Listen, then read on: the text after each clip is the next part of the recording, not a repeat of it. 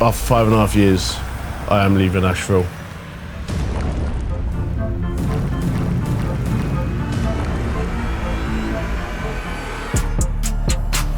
It's Monday, and I'm in the yard, and the dust is still settling on the decision not to run lorries anymore, but our plans for the future look like they're in full swing because companies are coming in to collect primary type 1. It feels completely different without our lorries going in and out.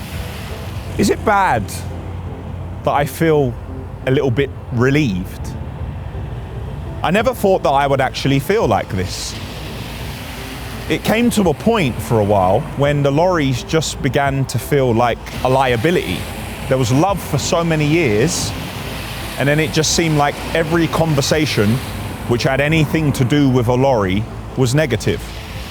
Now, a lot of that's probably to do with the financial problems, but you know what it's like when you're most in trouble, that's when you get the most kicks in your stomach. And it's given me a little bit more time to focus on other areas within the business.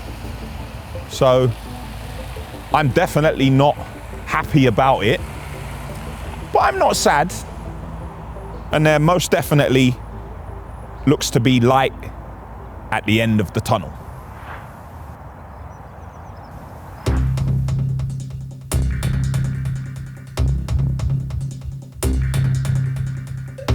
We've got quite a busy day on the weighbridge today.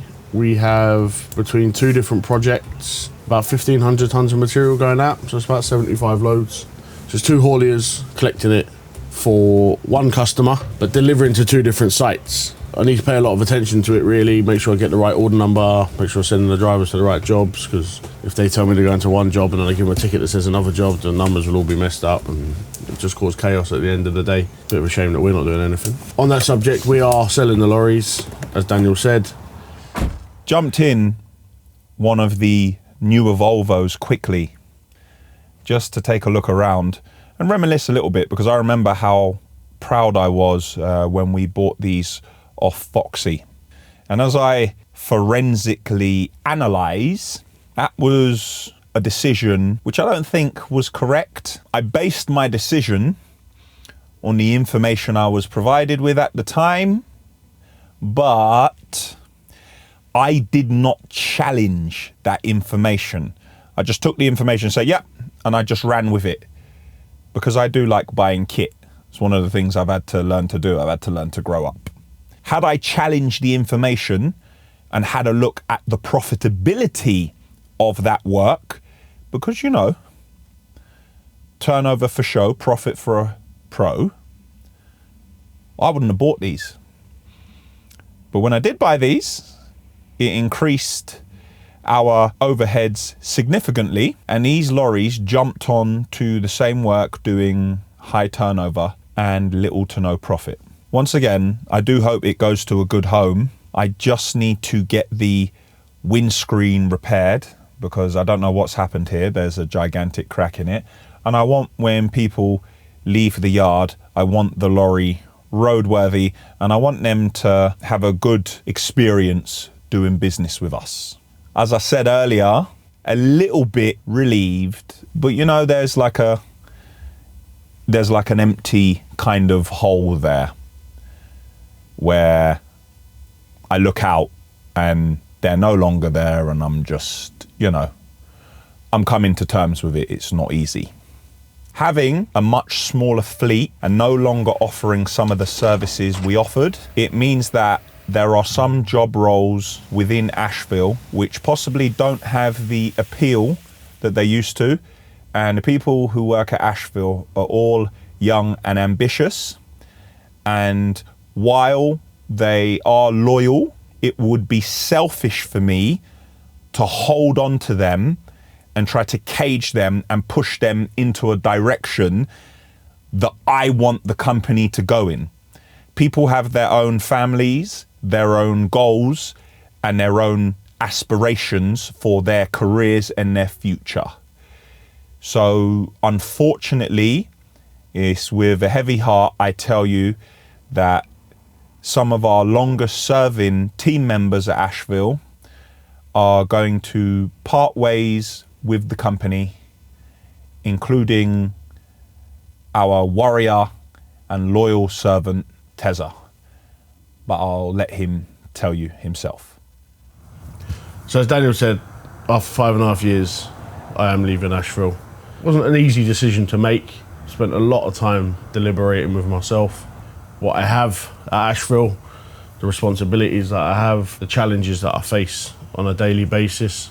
I probably was never the cheapest person for the business, but I offered good value. And that's one thing I always try to make sure that I've done every day. And in the end, I didn't think that I was doing that with the way the business was operating. And I didn't think that was fair on Daniel.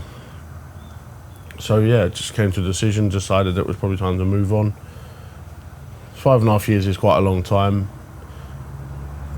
I leave the business as a more well-rounded individual, I think. I leave the business in certainly a different position to what I started. The growth for the business has been huge. When I started, there was 6 tippers on the road. In the end, there was 19. We got up to 6 volumetrics. There was 3 when I started. The business at the height of things, we were taking 6 trains a week. So yeah, I leave here with fond memories. We got on well, me and Daniel. I'm sure there was times when I did hit his head in. There was definitely times that he done mine in, I can assure everybody. But we got on well, and we made a good team, I think.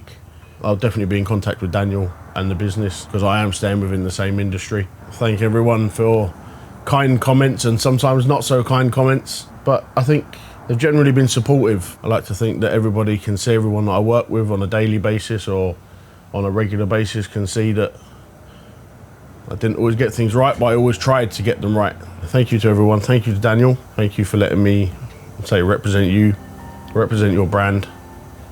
Yeah, and that's that. Hi, I'm Terry, this is Ashville. Tezza has turned up for work.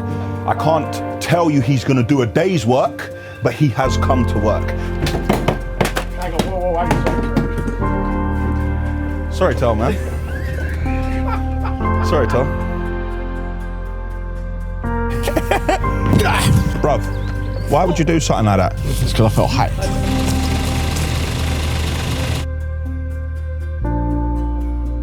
This is the first reps ever done in the Ashville gym. 3. Come on. 4. Is that your size? No, it's not your size. It's a bit big for me. And click here for last week's episode, which was number 45. See that? Because I'm serious.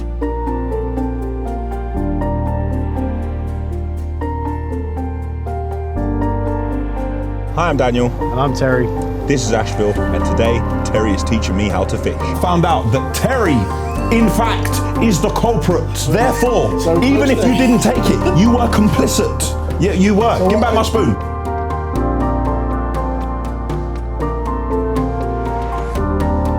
It's 8:10. Today's a little bit... We can get the train unloaded. It's due out at 12:45. Terry's the only one around here who thinks. That's what it is. You can't just have a normal conversation. Whoa! Whoa, whoa, whoa!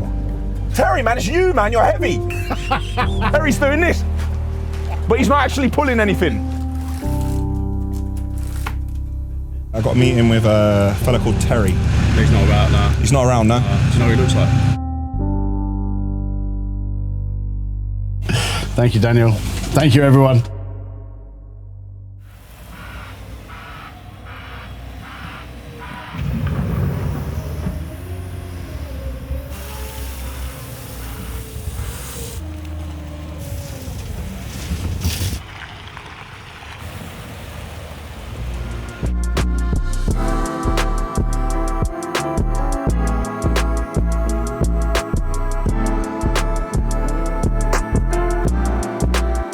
Not a lot of people have come to have a look at the lorries, but the people who have come, 90% of them have purchased. Ones who haven't purchased, It's probably because we didn't have the ones they wanted. The grabs were the first thing to go. None of them were tire kickers, messing around, pretending the lorry wasn't worth anything.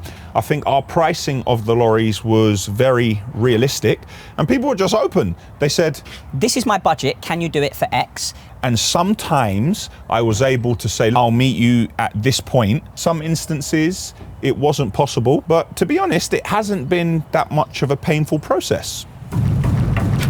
And now we're going to head into central London to the penthouse and see how the lads are getting on. In the past few weeks, we've been plastering various areas of the property.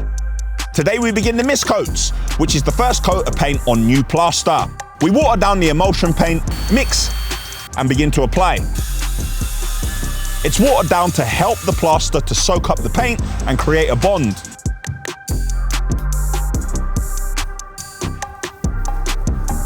The mist coat seals and primes to create a base for the top coats. Without doing this, the paint could crack, flake, or peel off at a later date.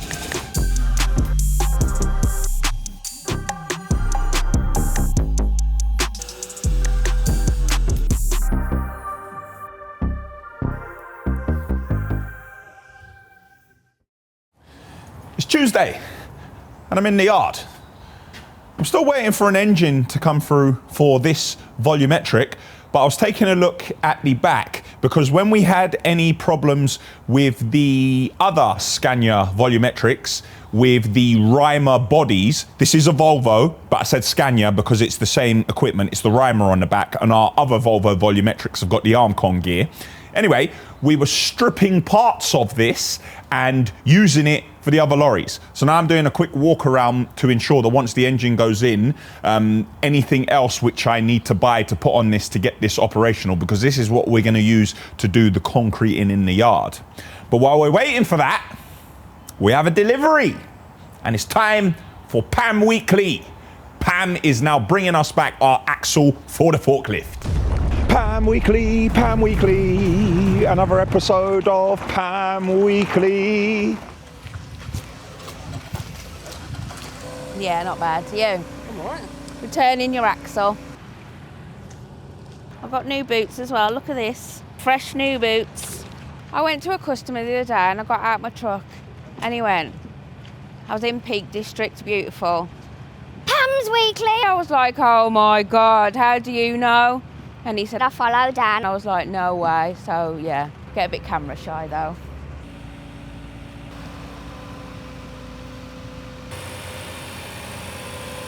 Every week, busy week, no sleep for the wicked.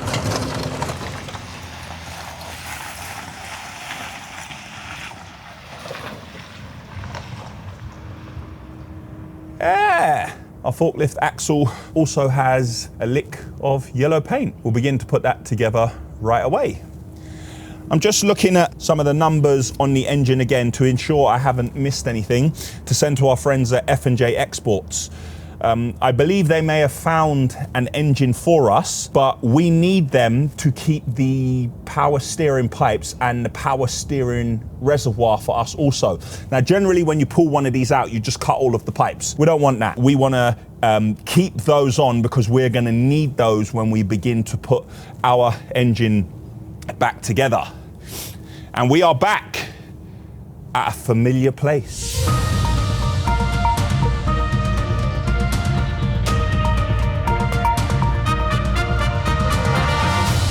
Nobody knows who did it, Dan.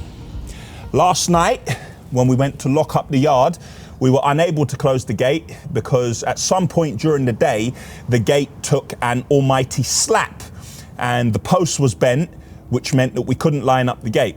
So in order to secure the yard for the night, we parked a tipper in front to block any access.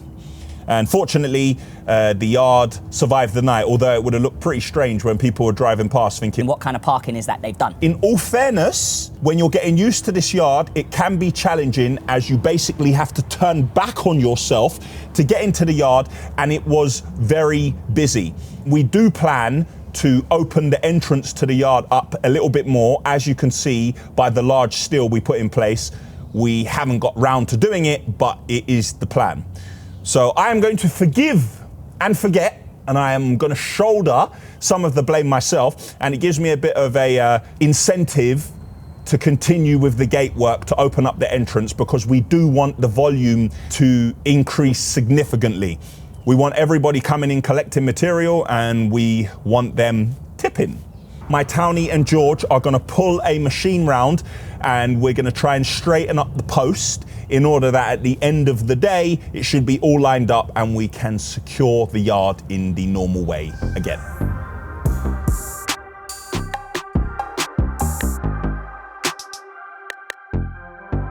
Our roll-on, roll-off has been sold and is awaiting collection, so we can't actually use it.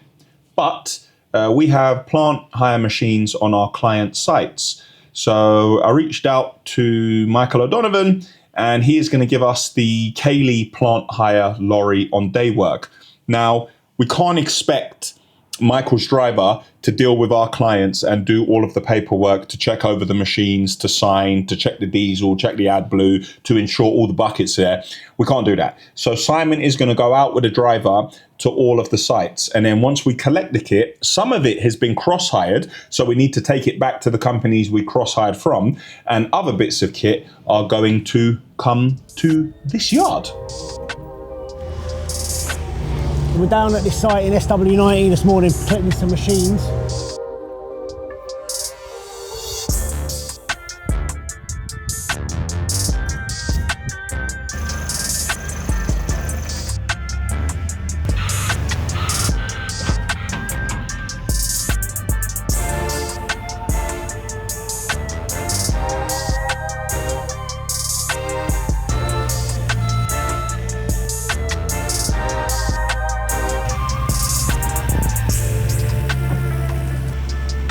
We've done all our checks on the machines, everything's okay. We're about to leave site now. One of the pieces of plant is going back to McGovern Plant Hire, and the rest is coming back to our yard in West Drayton.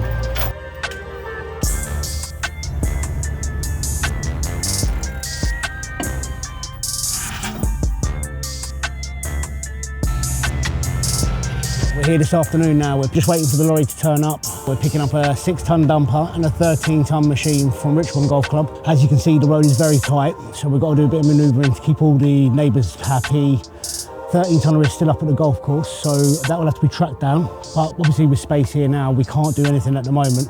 But we've been up there, we've checked that. That's all good, that's all coming off hire now back to our yard. What we're going to do, we'll check this one over now and get it ready to go.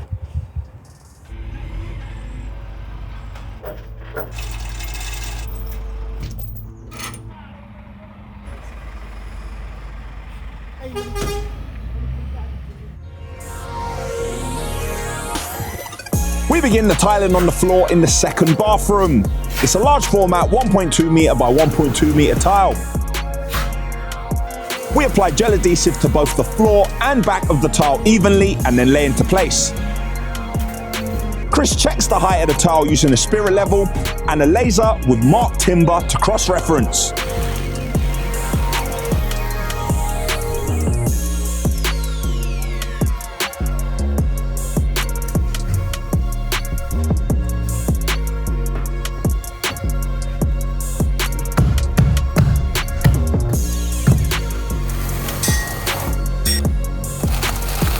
The last section of floor, which butts up against the shower area, needs to be cut down. We do this using a plunge saw and guide rails.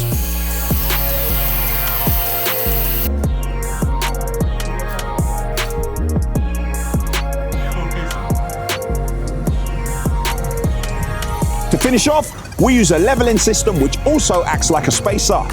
The metal section drops beneath both tiles, and as we twist, brings them up in line perfectly with each other.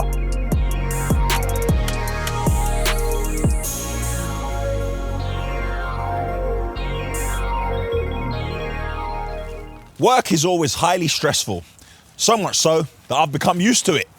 Stress takes its toll on the body in ways you can't see, and as you get older, this is amplified. I've been struggling to sleep, had low energy, and put on a few pounds.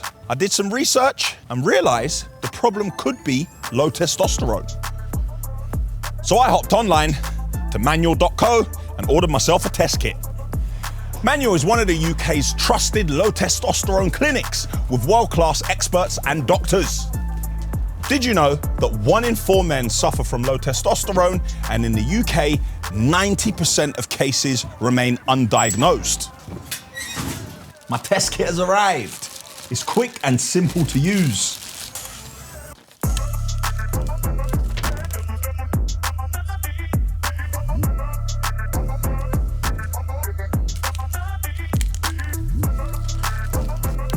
Gonna now send off my kit for my results. When I get them, we can reconvene. Now, if you're suffering from poor quality of sleep, low muscle mass, weight gain, lack of focus, or just have low morale, get yourself a test kit using the code Ashville45 for 45% off. It's Wednesday morning, and I'm in the container, going through all of our oils and spare parts. I can't go through any of our tools because they've all been stolen already, but you know, what can we do? It's not like I'm a man who complains. I'm trying to work out what we are going to keep, what we need to continue to stock, and what we can now do with this space now that we are not running a large fleet of lorries. A lot of the oil, once it runs out, we're not going to replace it, but there are some other bits like the hydraulic oil. We need engine oil for machines, but a lot of the parts which we have here, we will no longer require. Maybe we'll buy some tools again, but I think I will secure them in a different way this time. And just to caveat, I am not saying that anybody stole them, and I am not saying that anybody told me What happened, Dan? What I'm saying is that we had around £100,000 worth of tools, and over the years, the tool fairy came here and took them and threw them into puddles in the yard, which we drove over and they disappeared. And once one of the Ashville tools get wet, you should not pick it up. You should take it and throw it in the scrap bin, especially the snap-on gear. Take that and throw it away first, because here money grows on trees, and when there is some money from the tree, we set fire to it. And now let's head to Central London to see how the lads are getting on in the penthouse. This is the wall I showed you last week, which is not straight and will be finished with 3 full-size tiles.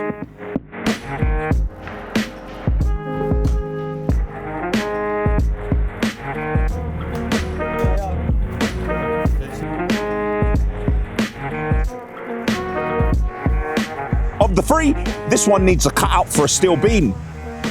We use tape, measure, mark the tiles, then cut with a grinder.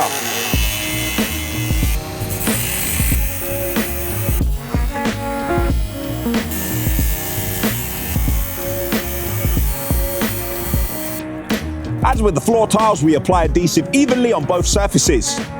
Then we use double suction cups with handles to maneuver and fit into place.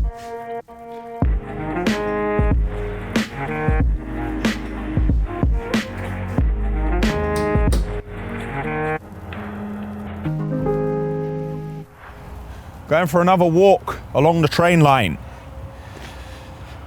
Making sure we have operational excellence. Loading a train is a completely different skill set from offloading a train. A couple weeks back, I was talking with Flo, and he was gonna head down to Wembley to see a train get loaded, but he was then on annual leave. At some point this week, before we need to load a train in here, Flo is gonna go and have a look, and he can ask any questions which need to be asked. But for me, it's very exciting. The first step for us will be to load the trains with inert material. And then after that, the next step for us, learning to offload possibly shipping containers, maybe tunnel segments. That's what we're working towards, and it will be an ongoing process, because it's one of those things where you can operate a machine, you can operate a yard, but each different commodity has its own skill set, which we're here to learn.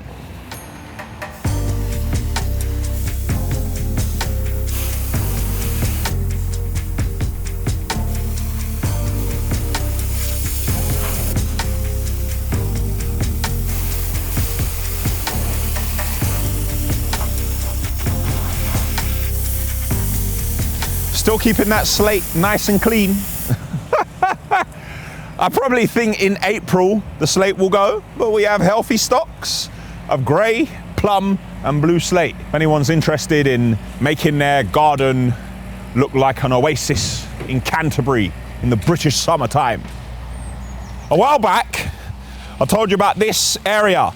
The reason we did not concrete it, this is where a weighing system needs to go. Now, we've been back and forth with the train operators who are afraid that trains could be overloaded, but the actual company we're working with, who we have the operating agreement with, who we handle the material for to put on the train, they're worried that the trains aren't going to be loaded enough. There's a bit of a conflict there because they're paying per ton and they don't want the train to go with no material on it because there are minimum charges, and the rail operator doesn't want it overloaded. So we need to revive the conversations around setting up the weighing system here.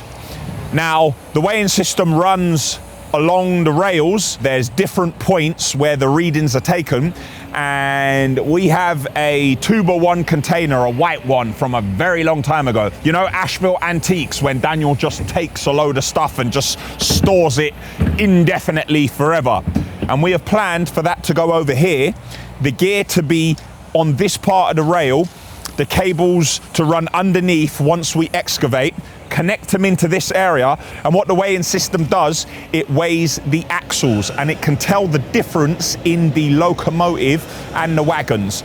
Now, it is going to be the same set of wagons that you see come in here to offload Type 1 sand and gravel, which weigh 25 empty and they fit 75 ton of material. So they're 100 ton in total. But with the inner muck or non-haz, we're only probably gonna get about 60 ton in each one because of the volume of the material. So I'm looking out for a second-hand unit. Not brand new, I'm not trying to spend that type of money. Until that time, they'll leave here and they'll go somewhere else on the way to their final destination, and they'll be weighed there. So the first train we load will be the test. And from that point, we can gauge it until we have our own track weighing system installed.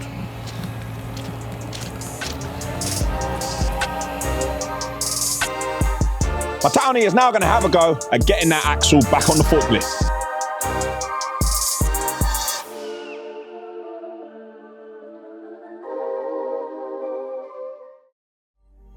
The window delivery has arrived at last, and it's a long way up to the top floor. But we're not going to make it up there because the frames do not fit up the stairs. The building manager's been kind enough to let us store the frames in the basement until the window manufacturer can disassemble, get them up the stairs and reassemble for installation. The glass planes and smaller windows easily fit in the lift, so these can be stored in the apartment for installation to begin tomorrow.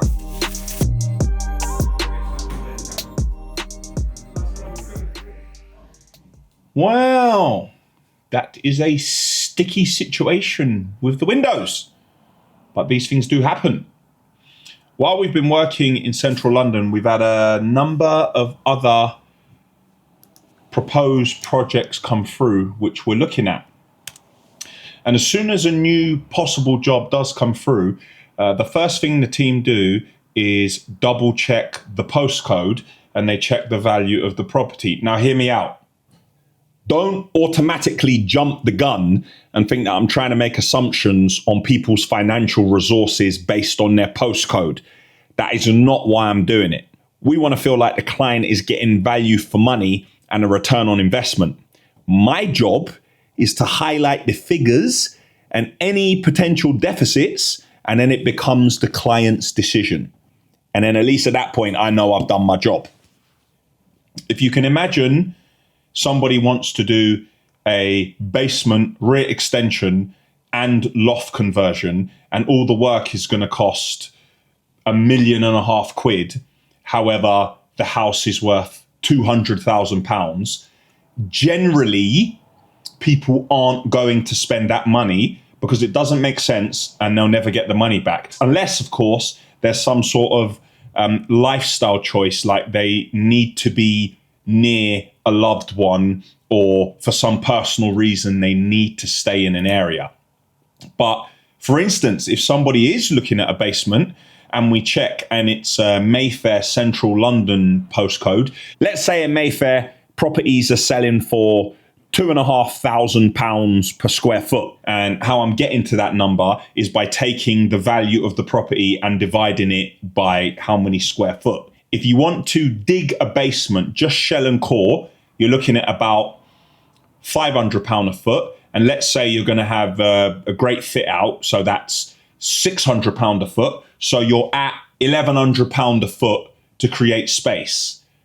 But you're selling at £2,500 a foot. So if you build a 1,000 square foot basement, you've added £2.5 million to your property, and it has cost you about £1.1 million. Now, I know some would argue that subterranean space, you don't get the same value that you would if it was on a ground floor or on a higher level. But I'm just saying for argument's sake, because generally in those areas where you do big basements, you dig down far enough that you end up having 3-meter ceiling heights, plasterboard to flooring, and it does feel like it's on a ground or first floor, as long as you kind of have a light well down there as well. But the jobs which have come through, they are in postcodes where if our clients were to spend the money either extending, converting or refurbishing, they would get the money back, which is very good. And now we're going to be changing the windscreen on the Volvo I was sitting in earlier in the week, moping around.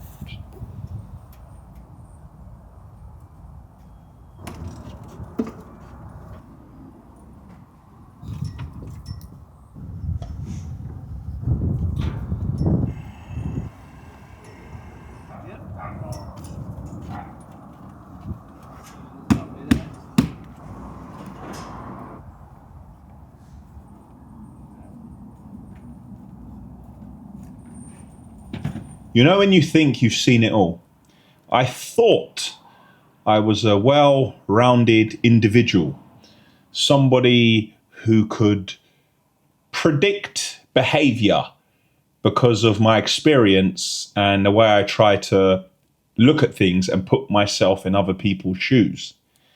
However, when it comes to what people will do in acute situations, I think to myself, yeah, okay, they'll do this. And I am so wrong on people's boundaries and how far they will take things and how they will turn.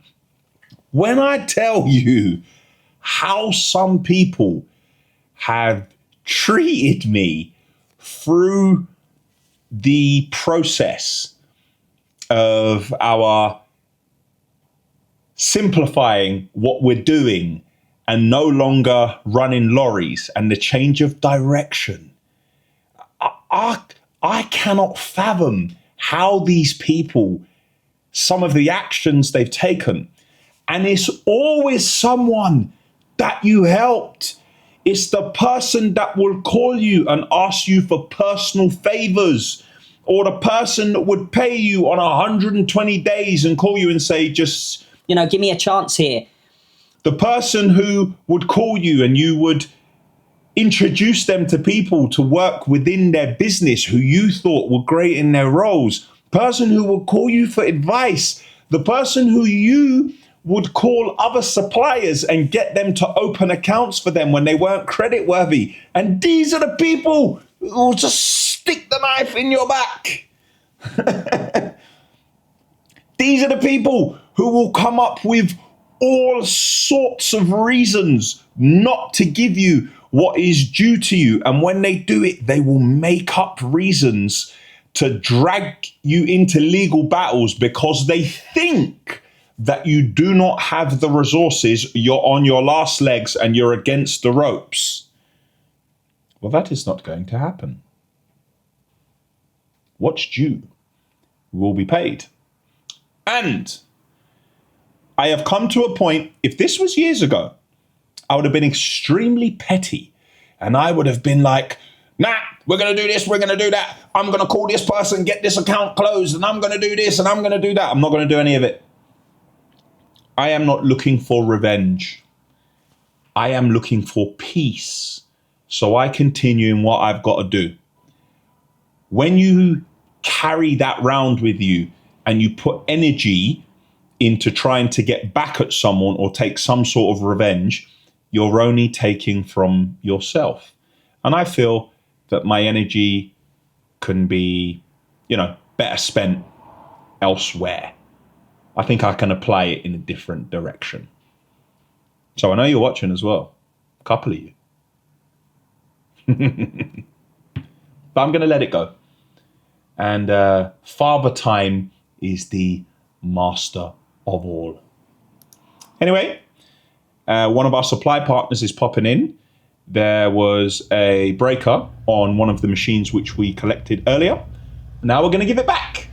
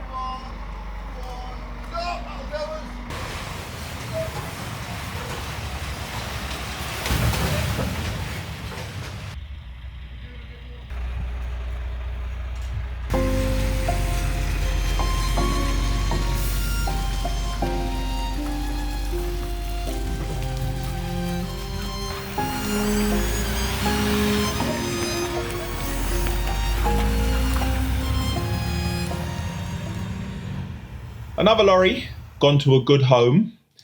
I think those lorries are being collected because they are being shipped to Ireland. So if anyone sees those lorries in Ireland, I'd very much appreciate it if you take a couple of pictures and post. Now, I haven't de-stickered any of the lorries. I've left the Ashville writing on them, and I haven't asked anyone who's bought any lorries to take the stickers off. So I wonder what they'll do. Will the Ashville flag continue to fly in the UK and in Ireland and anywhere else where the lorries are exported, or will people strip them down? One of the Arctic trailers, which we sold a long time ago at auction, is up in Scotland. And Amy, the digger girl, sees it all the time, and she sends me videos and pictures of it, which I still like to see from time to time. But to be clear, I'm not really bothered either way. We don't run lorries ourselves anymore. The lorries are not on an Ashville O license, so we can't be blamed.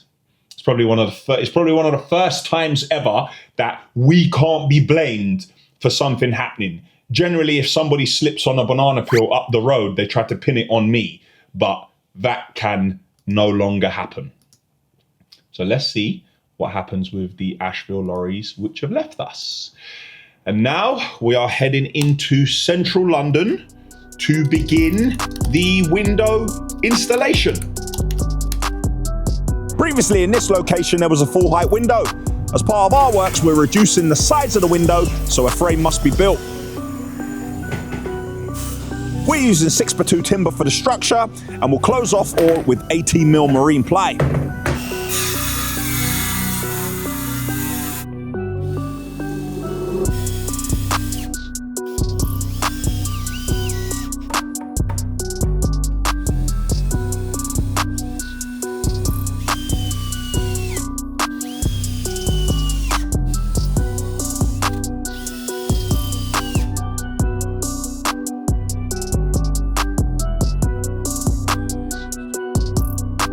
This sash window is our first window to be installed. It's Saturday, and I'm in the foggy yard, which is a little bit symbolic of my vision at the moment, because a lot doesn't seem clear. Even though we have made the changes, kind of feels like still being a bit reactive rather than proactive. We are trying to make the shift, but there's so much going on with all the changes within the business. You know, it's trying to get in front of it is challenging. Flo went down to Wembley today, to Quattro, and he was watching how they load the trains. Now, it is completely different from what we do here, but what Flo was able to do, he was able to see the challenges dealing with like sticky clay, mucky material, and how to get it onto the train. We need to do a few repairs to our 926, and maybe we can load with an excavator in the same way if we build it up onto a pile of material. The yard is a completely different place.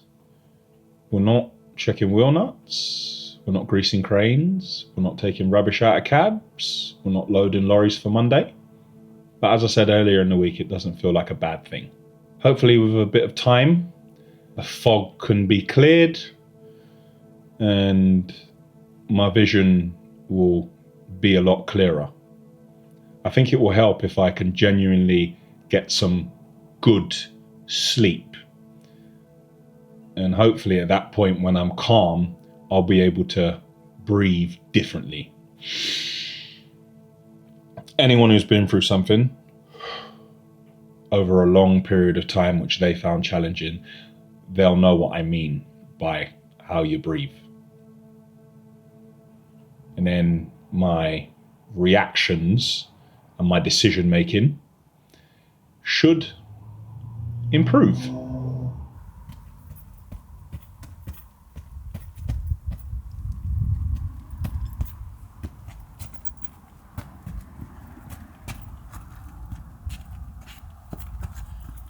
I don't know, but I have no idea where. So you might be able to put the two together if I made a mistake in the last one. Has been sold, but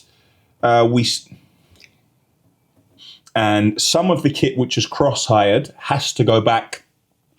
Oh God, who's this man? Hello. Cool. Just let me see the shot. You can, yeah?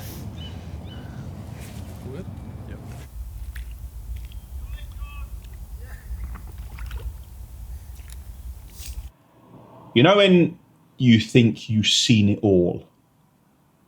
Well, I thought that I was a rail, yeah? And that's it for Ashville Weekly, episode 230. Click here for the Ashville website. Click here to subscribe to our channel. Click down here to see an Ashville video you may not have seen before. And click down here for last week's episode, which was number 229.